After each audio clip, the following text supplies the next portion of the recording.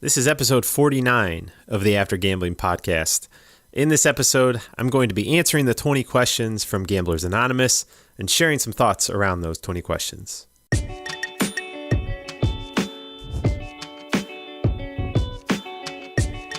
Hey there, and welcome to the After Gambling podcast. My name is Jamie. I am a compulsive gambler, and I'm also the host of this show. The last time I gambled was July 15th of 2010. Now, today's episode is one that I've had kind of on the back burner for a while, and I just kind of haven't had other things to say, and all of a sudden I was like, wait a second, I haven't done the 20 questions episode. So that's what we're going to do today. So what I'm going to be doing will be asking myself the 20 questions that are from the Gamblers Anonymous handbook, and you can find these online, gamblersanonymous.org. I'll put a link to in the show notes so you can follow along, or you can just follow along. I'm going to be reading the question, answer to yourself, reflect on it. And that's really, I think, today's goal is to not only answer the questions, but offer some reflection on those different topics. So without further ado, here we go. So number one, did you ever lose time from work or school due to gambling? And yes. So I've said before that I was the 4.0 student. I was a perfect student in all accounts. Middle school, high school, and even starting college. I wasn't always 4-point perfect grades in college, but they were always very, very good. But then my grades, if you matched up my grades to my gambling, it would be pretty easy to figure out how things were progressing, because by the time I was done, I was skipping classes. I was almost never going to class. I remember showing up at a class for about the second or third time with about 2 to 3 weeks left in the semester. I'm pretty much begging the professor for a way to get through and pass the class. And I was fortunate or unfortunate, I don't know, however you look at it, that he ended up passing me. But my grades definitely suffered. And my work, I lost time from work. I was self-employed, but I wasn't spending any time on my business. And so my business was doing awful, completely awful. All the while I was telling everybody it was doing great. So you had that kind of inner conflict going on. But yes, I definitely lost time from work or school due to gambling. Oh, and before I go into number two, one other thing that I like to kind of throw out is just something that always runs through my head when we're reading the 20 questions at GA each week, is I like to add in a second part of the question, which is, and how did that work out for you? And so in the how did that work out for you in number one, well, it didn't. My grades suffered and I accumulated massive debt by not doing basic business things and acting like I was making money when I wasn't. So that did not work out very well. So number two, has gambling ever made your home life unhappy? Yes. In so many different ways. It's made my home life unhappy. Living that lie, again, going back to the same thing, telling everybody everything's great when it's not, and trying to hide things. I mean, just purely trying to hide my gambling made my personal life and my home life extremely unhappy. And so, yeah, how did that work out? Not very well. It made it so that the people that I cared most about, I was lying my ass off to them, which feels pretty crappy. Number three, did gambling affect your reputation? Now, I'd like to think that it didn't, because I would like to think that I was so good at hiding it that it didn't impact my reputation.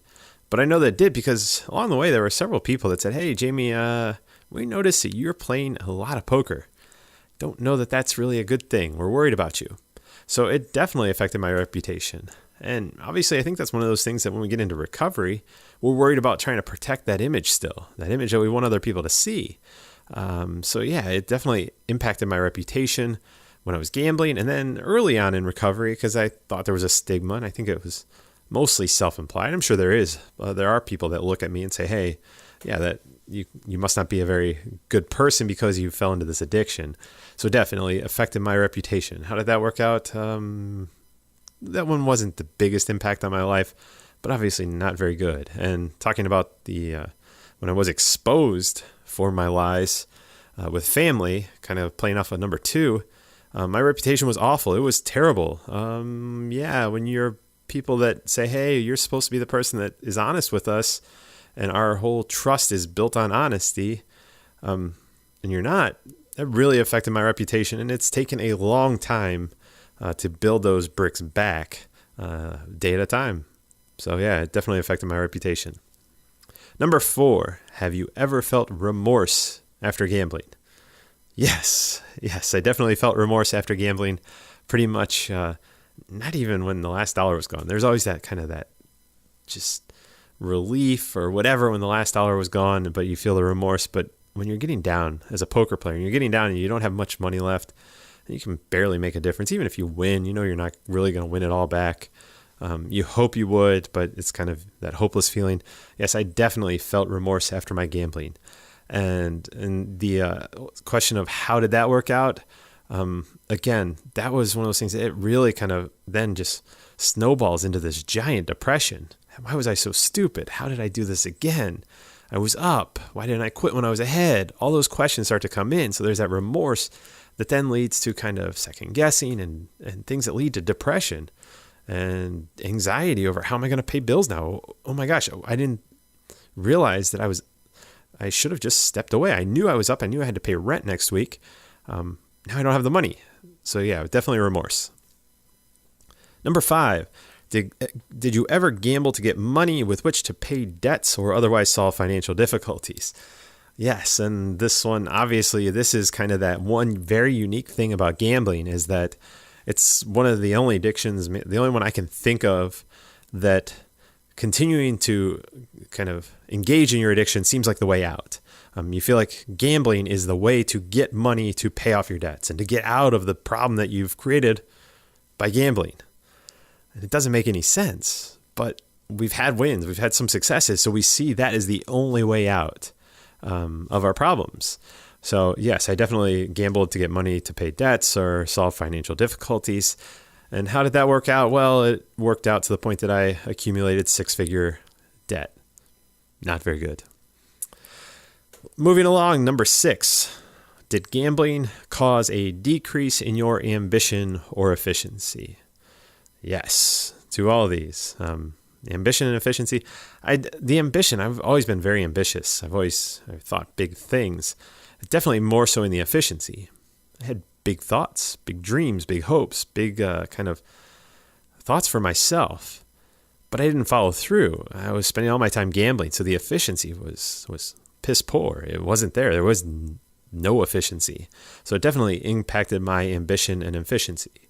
More so on my efficiency. Ambition, I don't know. I guess it impacted it because it changed what I was being ambitious about. I wasn't being ambitious about being a good friend, a good family member. I wasn't ambitious about being a good business owner. I was ambitious about trying to become a good poker player.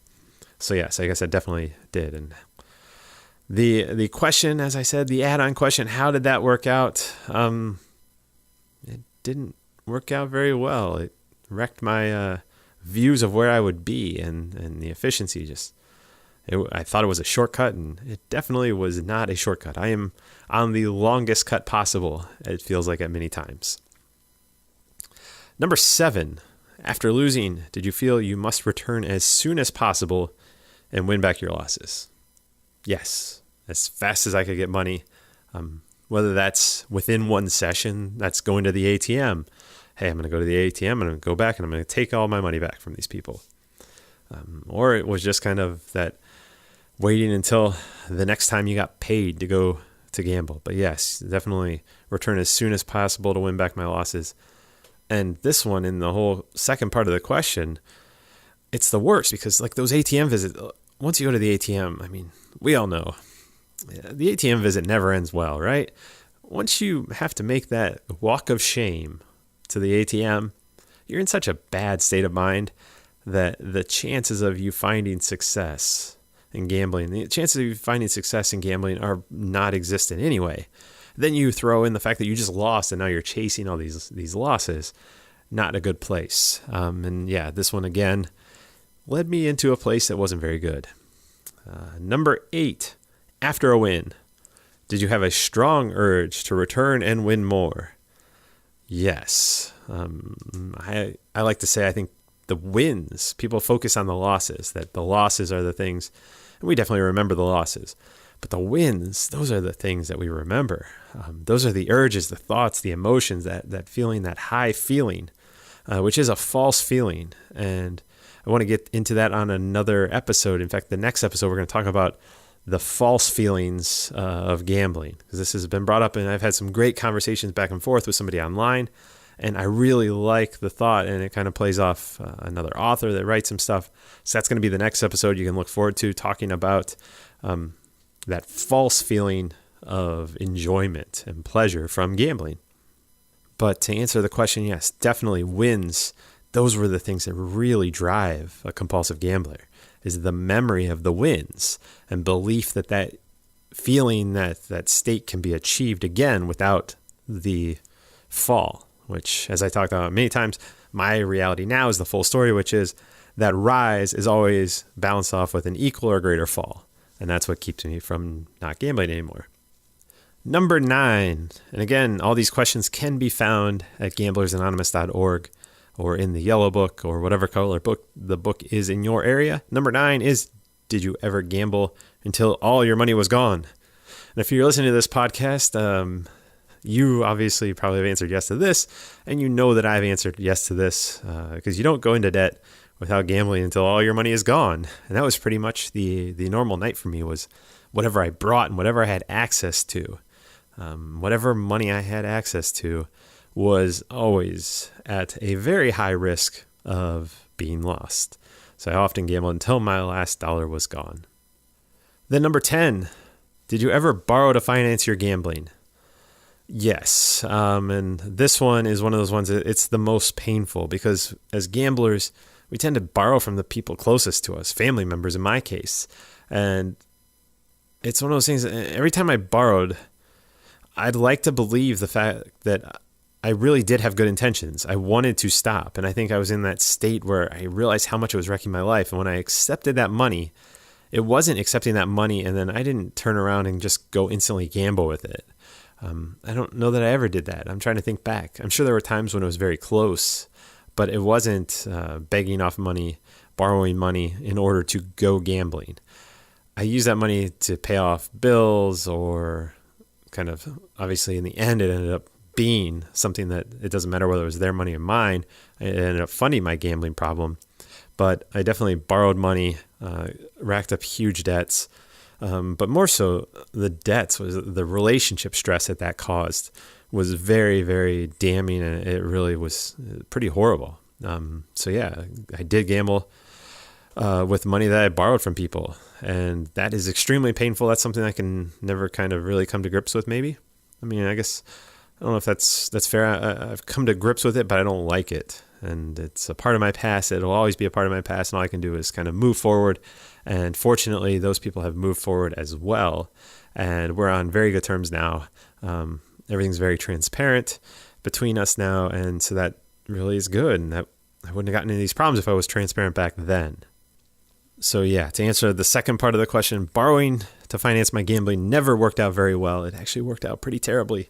Like all these things, you might be seeing a trend here, that the how did that work out for you is usually, well, it was pretty bad. In fact, it was really, really bad. So that's kind of the theme in all of these. Now I want to take a little break here. Stop. We're through the first 10. How many did you answer yes to? Was it one of them? Was it all of them? If you want, when you're done with this, send me a message. Let me know how many you answered yes to, what your thoughts are. If there's certain ones you struggle with, I'll be happy to kind of share any input or knowledge or things that I've learned over the years that help me deal with them. Because like I said, the borrowing one is definitely one of the ones that still is the most painful of a lot of these ones. But it's just one of those things that I like answering these 20 questions. At first, I thought it was weird at GA how you go over these things and you go over the book every week. But I think it's important. These 20 questions are just yet another reminder of where I was and how far I've come. And so there's a lot of positive that can come with looking back at some of these negative things. So I think there is a lot of value in kind of tracking the 20 questions. And then the other thing I'll say about the 20 questions was that on the first night, I always laugh that I think I answered yes to 15, 16, somewhere in there. And there were some of them, I think I answered yes to all these first 10. But when we got to the second page, and in the handbook, they're on the second page, and we got, I don't know, maybe 12 or 13. Maybe I'll spot it when we're going through the next 10. But I was like, oh, here's one I can say no to, and it'll sort of make sense, even though the answer was really yes. But I didn't want these people looking at me and being like, man, you are a degenerate. What is wrong with you? You are messed up. And it's always interesting on first nights. Rarely do you find somebody that answers yes to all 20. But then over time, I think it's just comfort level, right? You start to look around at all these other people that you know, and they're just normal people with normal everyday lives. And they answer truthfully, and it kind of helps you to come to grips with your own reality as well and expose that to some other human, which there's so much power in sharing that information. But no, don't feel bad if you don't answer yes right away. Just kind of dig in. And I think some of these ones in the second one's probably some of the ones that I said no at first. Maybe we'll dig into the details, and it might even change your answer. Just listen to this podcast. So, should we do the next 11? Next 10. Number 11. Have you ever sold anything to finance gambling? Now, this might have been one that I said no. No, I didn't sell anything because I didn't really go, I didn't go to a pawn shop. That's where I thought, like, okay, hey, I went and sold something. But one of the members, after our first night at our meeting, the person that's new has to go answer the 20 questions by themselves. So you don't have other people's view on it. But then over time, one gentleman who had a huge impact on my recovery, and he would always say, I sold my soul. And man, that cuts deep. And it's so true. And one of those things that, yeah, and well, I never sold anything to like go gamble. I mean, there were times I'm sure that I guess I sold like business stuff. I made a sale to finance my gambling. So I kind of answer yes to that in that way. But there were probably other things that I probably sold along the way, not directly to gamble, but maybe to pay off a debt, which the debt was there because I was gambling. So basically I was taking the money to, finance my gambling. Number 12, were you reluctant to use gambling money for normal expenditures? Now, this is one a lot of people will say no to at first, and I think it's one of those ones because it's kind of tricky. What's that even mean? Gambling money for normal expenditures? No, I always paid my bills, all that type of stuff. But no, I think it is, you were reluctant. You held money back. Like, hey, I got to keep this little bit of a stash. And I always had kind of a little bit of stash. Oh, this is my gambling money. As poker, or like, oh, this is my bankroll. It's a fancy word for saying that you're broke and don't have any money, or that you're trying to act like that you have some money, is the bankroll. But no, gambling money for normal expenditures definitely would you save off my gambling money. And I was going to use my winnings, of course. I mean, right? That goes without saying. I was going to use the winnings that I made to pay off the normal expenditures. And how did that work out? Well, like I said earlier, a six-figure debt didn't really work out so well. Number 13, did gambling make you careless of the welfare of yourself or your family? Yes, definitely careless of the welfare of myself, careless of the welfare of my family. Terrible, just awful feelings, feeling that you don't really care about yourself or your family on a level that you know you want to. It is kind of hollowing. It's terrible. It felt awful. How did that work out? That was one that was definitely worked out pretty terrible. 14. Did you ever gamble longer than you had planned? Yes, pretty self-explanatory. I mean, I'll just jump on for 10 minutes, play a couple hands. Then all of a sudden it was 5 a.m. and you're still playing. It's kind of like watching shows on Netflix, right? The ability to just kind of start another one. And all of a sudden you've watched 3 seasons of Lost in a couple weekends. I don't know who would ever do something like that. Me. And again, didn't work out very well. Gambling longer than I had planned was always when I got in trouble. There reached a point in the night where I should go home, whether I was up or down, and never really did that. 15. Have you ever gambled to escape worry, trouble, boredom, loneliness, grief, or loss? Yes. I answered this question, one of those things, why did you gamble? Somebody asked, why did you gamble? And today I responded on Reddit and I posted on my Twitter as well. And escaping worry, worrying about what I was going to do for my life and living, and trouble. Yeah, it was a great way to go and be numbed and not think about anything. Boredom, sure. Got nothing else to do. Might as well go gamble. It's entertainment, right? Loneliness, of course. Yeah, it felt very lonely. I was off at college for the first time, and even though I was around friends, there's that sense of loneliness and disconnection. And so it was one of those places where I could go and not worry about being lonely. Grief or loss, absolutely. Grief and loss of a lot of things. Failure, all sorts of things. Yes to all of these different things. And again, didn't work out very well. It was used as an escape, and all it did was kick the can down the road. It pushed my problems down the road for another day and multiplied them. So that when I got there, all of a sudden there were bigger problems. And then I pushed that down the road. And then I got there and there were bigger problems and bigger problems. And so you just keep exponentially increasing your problems by trying to use gambling as an escape. And it's something that I think we all loved from gambling, was that it allowed us to numb and escape. But then we realized that at some point we have to address those underlying thoughts and concerns. And now that I'm doing that, things are so much better. Number 16, have you ever committed or considered committing any illegal act of finance gambling? Hands down, the number one thing that people say no to. I know I said no to on the first night. No, I didn't commit a crime. I didn't do all these types of things. And then over time, you hear other people start to share and their thoughts on it. And you realize, yeah, like writing a bad check is committing a crime. Borrowing money and not paying it back is committing a crime. Just because they're your relative and they didn't press charges doesn't make it less of a criminal act. So yeah, I definitely committed. And then the other side of this, which I always just find fascinating, when you really slow it down and dissect it, or considered committing. Doesn't even mean you had to do it. Just considering, hey, look at that guy's a lot of money on the table. He went to the bathroom. Nobody's looking. I could take a couple of chips. I would never do it because I didn't want to get beat up. I didn't want to get thrown out. I didn't want to get caught and all those types of things. But to say that you never thought about committing some kind of an act, come on. Let's be real. So this is one I think most people that answer no to this, when you really stop and think about considering committing, then it's an easy yes.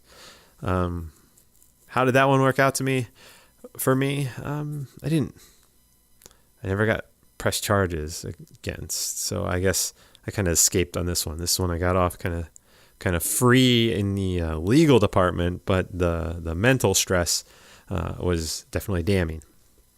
17, we're in the home stretch. Did gambling cause you to have difficulty in sleeping? Yes. First of all, if you don't go to sleep because you're up gambling, I would walk up and down the stairs with my laptop so I wouldn't have to sit out of a hand or a series of hands. Craziness, right? And so I would stay up all night gambling, and then you're tired and you sleep during the day and it messes up your sleep, and then you're worried. You're not sure how you're going to pay your bills. Definitely had impact on my sleep, which how did that work out? I gained weight. I was depressed. I was angry. I was tired. All those types of things that you get when you are lacking sleep. 18, do arguments, disappointments, or frustrations create within you an urge to gamble? Now, this is another one that, if you notice, this is the only one that is current, do instead of did.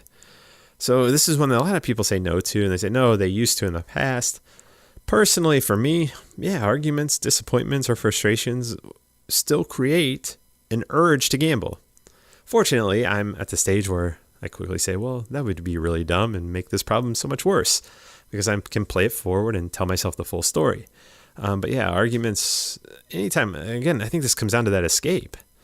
When you're arguing with somebody, when you're disappointed with something, when you're frustrated, you're looking for an outlet to just, man, I don't want to think about this anymore. I just want to go escape, numb, be away from it, whatever it is. And gambling is that perfect escape that, oh yeah, and by the way, I'm going to solve all my problems at the same time. That's the belief. And then how does it work out for us? When we don't address these arguments, disappointments, or frustrations in a way that is healthy, they just multiply like all the problems. So not good. Number 19, did you ever have an urge to celebrate any good fortune by a few hours of gambling? Yeah. And this kind of plays into that whole theme of gambling as entertainment. Hey, you know what? I had a big sale, got some extra cash. I'll just go with $200. I won't spend more than that. And besides, because I'm going to win. I'm going to be up like a couple grand, and then I can just walk away up a couple grand. I'll pay that off. I'll have a bankroll. I have money, because in the past, my problem was that I didn't have enough money for a bankroll, and so I'd always stress and play too tight and all that type of stuff. You start down the thinking. You see the line of thinking. I'm sure you've had it. You're probably laughing out loud right now saying, I thought that exact same thing, Jamie. So yeah, I definitely celebrated plenty of times. I could probably manufacture good times by a few hours of gambling. And that, as you have now seen along the way, did not turn out very well. And then finally, have you ever considered self-destruction or suicide as a result of your gambling? And sadly, the answer to this is yes. And this is one of those things, this is one that I'm kind of sensitive on. And I think it's important that we have a big talk on this. First of all, if you feel these thoughts, please share them with somebody else. Call a hotline. There are hotlines all over the world. Go on, find a chat. Those people, they don't know you. They're not going to tell anybody else. And just call.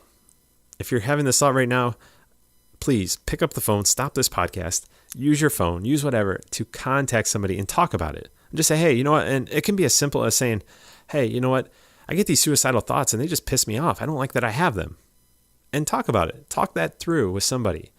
The best thing to do is to expose those things, to bring those thoughts into the light with somebody that is trained. I would say that is important, but also with family and friends. I've done this with my father. I've done this with other people and said, hey, you know what? I just want you to know that I have these thoughts. And in sharing and opening that up and sharing kind of that dark, and that's the darkest of places, right? It's really helped me. And so I would encourage you, please, use the hotlines, use those things, because it's normal to feel those thoughts, especially when you've gone through all of the destruction and damage that gambling can cause, mentally, emotionally, physically. Like I say, I gained weight, financially, all those types of things. Suicide is a reality as a side effect of problem gambling. And I just want to make sure that I address this in a very responsible way and say, I want you to get help. And just sharing that, like I say, that it's helped me to talk about it and to come clean about that dark place for me. And it's something that, like I say, I feel very lucky. I always clung to the fact that as much as there was that inner voice, and I think a lot of people have kind of spoken to it, but that you feel like the world's going to be better off. My family, all these, talk about all the hurt that I went through throughout this episode. All these people are going to be better off if they just don't have my problems, because I'm going to bring them down. I'm bringing them down, and they don't even know about it in many cases. And you think that this is a way out, but please, the thing that helped me was, for whatever reason, I don't know why, but I was able to always tell myself the full story, which was, yes, that sounds good in your head, but what's the full story? And the full story was going to be that I was going to do a lot of damage and pain and cause pain to the people that I'd already hurt them so much, and it was going to be something they would never be able to have an answer or closure or talk to me and say, hey, Jamie, to help me. So I don't know. I'm probably rambling at this point, but it's just one of those things. Like I say, I'm very sensitive to how we talk about this topic. I encourage you, please, if you never called before, pick up the number, call, surprise yourself. You can always hang up. That's the thing. You're in control. If you don't like what it is, you can hang up. You can click off the chat if it's on a chat, but it's important that we start to kind of talk about this in our cases, our deeper thoughts. Because when they're kept inside, they just kind of harbor, and they're like little gremlins, and they just keep growing and growing, and they become bigger and bigger. And for me, what I found is that talking about it kind of beats those gremlins back down. And hopefully the more I talk about it, just kind of gets them to go away, because it's a scary thing to think about. So please, like I say, I'm just going to sum it up by saying, don't overthink it. If you feel like, hey, maybe I need to call a hotline, stop this damn podcast, call a hotline, and you can come back and push play some other time. But yes, I answered yes to self-destruction or suicidal thoughts. So this is one of those things, again, how did it work out? Massive depression, even, just the fact that I was having those thoughts, it was anger. I was mad at my brain for creating these thoughts of self-destruction, and I didn't have any control over them. So yeah, this is kind of, I know, in an episode where we've had kind of some fun with talking about some of these different things, this is one that I still am uncomfortable about figuring out. I don't know. I'm not a trained person. That's, as I always say in the end, I'm just a guy with a gambling problem. And so that's why I encourage you to reach out to someone who is a trained professional to get help if you're having some of these thoughts of self-destruction or suicide.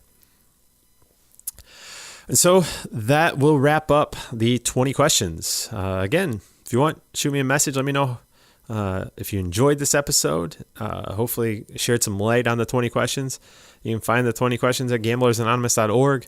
Like I say, I think it's a good thing to review them just because it does. It allows you to reflect and look at it not only for, okay, yes, I was that person, but how far you've come. Because through all 20 of them, I'm glad that I've progressed from that person that was answering yes to the person I am today.